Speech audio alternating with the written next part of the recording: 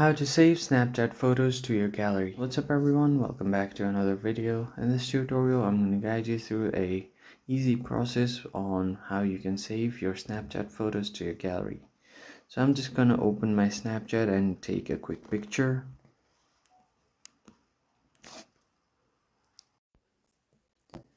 So as you can see, I've taken a picture right here. To save it, you can just tap on this save.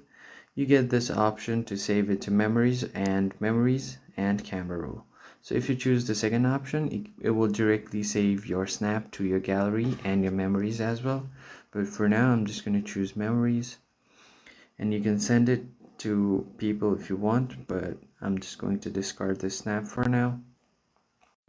Now if you tap on the little icon at the left side of your screen, it will open all of your snaps, and what you have to do here is tap on the snap that you want to download to your gallery, and then from here tap on the three lines at the top right, and then tap on export snap,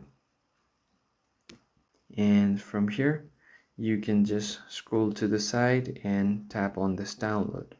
It will export it and save it to your gallery. So that's how you can export your snap to your gallery. So just tap on download and it will be directed to your gallery. If you found the video helpful, hit the like and subscribe. I will catch you guys on the next one.